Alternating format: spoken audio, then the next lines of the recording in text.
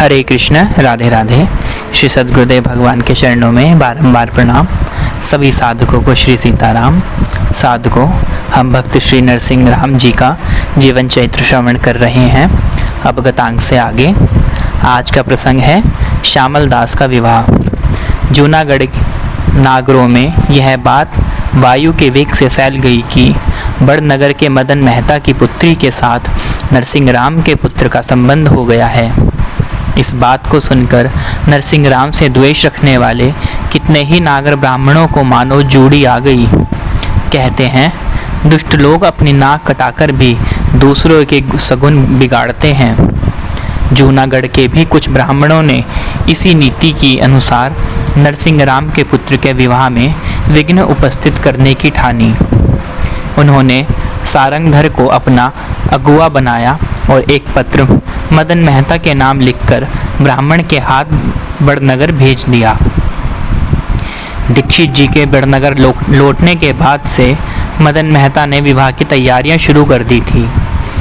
मकान की सजावट हो रही थी, बारात ठहरने के लिए स्थान बनाया जा रहा था, बारात के लिए भोजन आदि का प्रबंध किया जा रहा था, बाजे गाजे सज्जे सजावट किए जा रहे थे।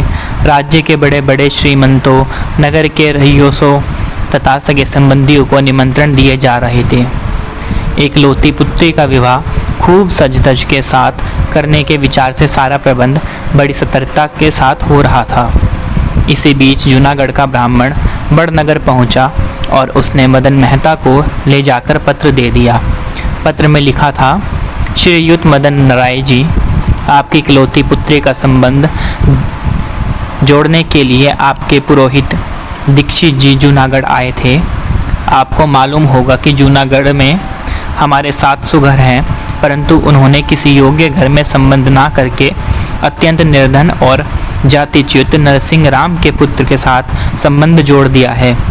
हम आपको नम्रतापूर्वक सूचित करते हैं कि घर बिल्कुल आपके योग्य नहीं है। घर घर भीख मांगने वाला तथा जोगी वैराग्यों का संग करने वाला मनुष्य भला बड़नगर के दीवान का कैसे संबंधी हो सकता है। अतः आप उस संबंध को तोड़कर किसी सुयोग्य वर की खोज करें, जिसमें आपकी मर्यादा को बट्टा ना लगे। विज्ञेशु किम बहुना, आपका सारंगधर, जूनागढ़ के जाति मंडल की ओर से। पत्र को पढ़कर मदन मेहता बड़े विचार में पड़ गए। उन्होंने सोचा कि संबंध हो गया है, विवाह का दिन भी निश्चित हो गया है, विवाह की सारी तैयारियां हो गई, सर्वत्र आमंत्रण भी चले गए, इज्जत का मामला ठहरा, क्या किया जाए। अकस्मात उन्हें एक युक्ति सूझी। उन्होंने सोचा, एक पत्र जूनागढ़ भेज दें। उसके अनुकूल यदि नरसिंह राम आ गए तब तो विवाह करने में कोई हर्ज ही नहीं है। अगर वैसा प्रबंध नहीं कर सकेंगे तो आप ही नहीं आवेंगे। दोनों दशाओं में मेरी प्रतिष्ठा सुरक्षित है। उन्होंने तुरंत पत्र लिखकर एक ब्राह्मण के हाथ नरसिंह राम के पास जूनागढ़ भेज दिया। पत्र में लिखा था, सिद्धिश्री अनेक शुभोपयोग्य श्रीयुत नरसिंह राम जी मेहता को बड़नगर से मेहता का अनेक नमस्कार पहुँचे। आगे निवेदन है कि आपके सुपुत्र चिरंजीवी श्री श्यामल दास के साथ मेरी पुत्री चिरंजीवी जूटी बाई का शुभ विवाह शुभ मिति माघ शुक्ला पंचमी को होना निश्चित हुआ है। अतः आप उक्त तिथि पर हाथी घोड़े रथ और पैदल एक चतुरंगिणी बृहत बारात के साथ पधारिएगा और मेरी मर्यादा के अनुसार वस्त्राभूषण लाइएगा। अगर बारात और वस्त्राभूषण मेरी मर्यादा के अनुकूल ना आए तो मुझे बाध्य होकर अपनी पुत्री का विवाह अन्यत्र करना पड़ेगा। आपका मदन राय। बड़नगर से ब्राह्मण ने आकर पत्र नरसिंह राम के हाथ में दिया। पत्र पढ़कर वह श्री कृष्ण मंदिर में गए और करताल लेकर भगवत कीर्तन करने लगे। भक्त की पुकार सुनकर भगवान प्रकट हो गए। उन्होंने अमृतमयी वाणी से कहा, वत्स, तुझे मेरा आवाहन क्यों करना पड़ा। भक्तराज गदगद होकर प्रभु के चरणों पर लौट गए। फिर उठकर उन्होंने प्रभु के हाथों में वह पत्र दे दिया। पत्र पढ़कर भगवान ने कहा, वत्स, किसी तरह की चिंता मत करो। मैं जानता हूँ कि यह सब जूनागढ़ के ब्राह्मणों की करतूत है। मैं स्वयं अपने कुल परिवार सहित नागरों को नागरों का वेश धारण कर सारी सामग्री के साथ बारात में उपस्थित हो जाऊंगा और तुम्हारा कार्य संपन्न करूंगा। इतना कहकर भगवान अंतर्ध्यान हो गए। धन्य भक्त वत्सलता। नरसिंह राम ने बड़नगर के ब्राह्मण का उचित सत्कार करके विदाई कर दी और आप निश्चित होकर भजन पूजन करने लगे। माघ शुक्ला प्रतिपदा के दिन वह सिर पर चंदन लगा, हाथ में करताल ले 10-5 साधुओं के साथ पुत्र का विवाह करने के लिए जूनागढ़ से चल पड़े। इस विचित्र बारात को देखकर माणिकबाई ने पति से कहा, स्वामिन, यही सामग्री लेकर आप एक दीवान के घर जाएंगे? कहीं अपमानित होकर बड़नगर से पुत्र का विवाह करने के बदले ज्यों का तो वापस ना आना पड़े। मेहता जी ने सरल ढंग से उत्तर दिया, प्रिय, तुम बहुत अधीर हो जाती हो। जब मैंने मान लिया है कि मेरा पुत्र ही नहीं है, तब मेरा अपमान कैसा और इसकी चिंता क्यों? जिसका यह पुत्र है वह आप ही सारा प्रबंध करेगा और अपमान से भी बचने की चिंता भी वही करेगा। जूनागढ़ के नागर ब्राह्मणों ने जब इस अनोखी बारात को देखा तो उनके आनंद का ठिकाना ना रहा। उन्होंने सोचा कि अब अपना काम आप ही बन गया। नरसिंह राम और उसके साथी उस दीक्षित की सारी हेकड़ी सहज ही दूर हो जाएगी। देखो ना इस भिखमंगे की हिम्मत, ऐरे गहरे भिखमंगों की टोली बनाकर चला है दीवान की बेटी ब्याहने। इस बार इसकी पोल खुलेगी। बड़नगर में जब लोग लंगोटी और करताल छीनकर इसकी पूजा करेंगे, तब यह सदा के लिए कीर्तन भूल जाएगा और हम लोग भी सुख की नींद सोएंगे। परंतु भक्तराज को काहे की चिंता, वह तो बस कीर्तन करते हुए चले जा रहे थे। कुछ दूर जाने के बाद उन्होंने देखा कि एक बहुत बड़ी बारात डेरा तंबू डाले पड़ी है। समीप जाकर उन्होंने स्वयं भगवान को गृहस्थ रूप में देखा और उन्हें भक्तिपूर्वक प्रणाम किया। फिर भक्तराज ने प्रेम भरे स्वर में कहा, भगवान, आप मेरे लिए इतना बृहत् स्वरूप धारण करेंगे और मेरा कार्य संपन्न कराएंगे, इसकी मैं कल्पना भी नहीं कर सकता था। वत्स, इसमें आश्चर्य की कौन सी बात है? मैं तो सदा भक्त के अधीन रहता हूँ। भक्त जिस भाव से मुझे बचता है, उसी के अनुरूप मुझे स्वरूप भी धारण करना पड़ता है।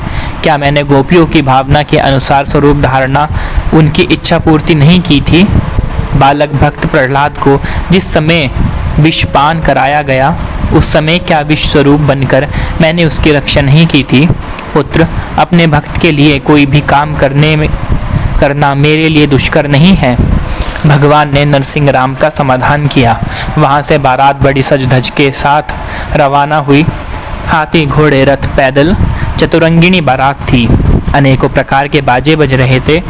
कितनी ही गाड़ियों पर डेरे, तंबू और सजावट के सामान लदे हुए थे।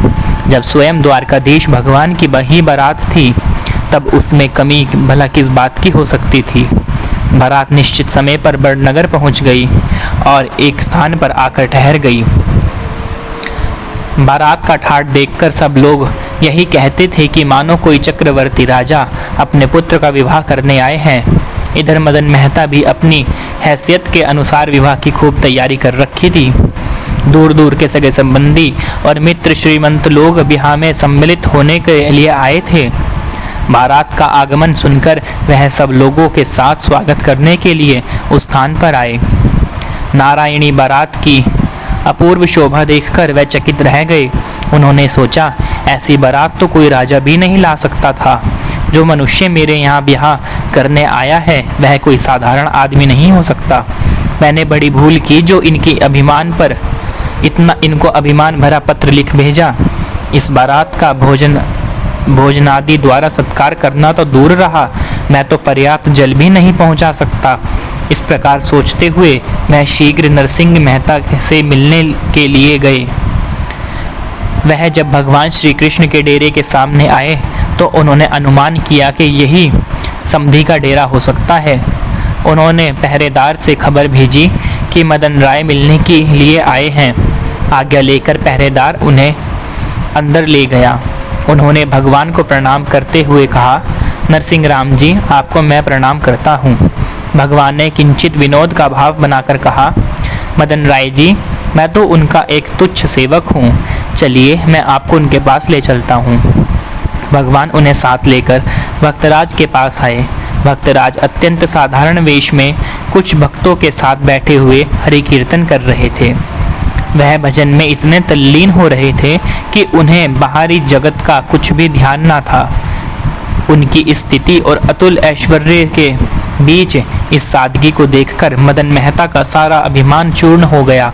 उन्होंने ऐसे सत्पुरुष को संबंधी रूप में पाने के लिए मन ही मन अपने भाग्य की सराहना की। भगवान ने भक्तराज का ध्यान भंग करके मदन राय जी का परिचय कराया। दोनों संबंधियों ने एक दूसरे को अभिवादन किया और प्रेम पूर्वक आलिंगन किया। कुशल समाचार होने के बाद मदन मेहता ने अपनी धृष्टता के लिए क्षमा मांगी और कहा, भक्तराज, आपके साथ संबंध होने के कारण आज मैं धन्य हो गया हूँ। मेहता जी, यह सब प्रभु की कृपा क्या ही परिणाम है। भक्तराज ने उत्तर दिया। मदन मेहता ने भगवान के साथ नरसिंह राम का यथाशक्ति आतिथ्य सत्कार किया तथा विधि पूर्वक वर पूजन करके अपनी कन्या का दान कर दिया। बड़े समारोह के साथ विवाह कार्य संपन्न हुआ। मदन मेहता ने वस्त्र, अलंकार, रत्न आदि बहुमूल्य वस्तुएं दहेज में देकर पुत्री को विदा कर दिया। इस प्रकार प्रणतपाल भगवान भक्त पुत्र श्यामलदास का विवाह कार्य संपन्न करके सकुटुंब अंतर्धान हो गए। आज का प्रसंग यहीं तक। तब तक के लिए हरे कृष्ण, राधे राधे।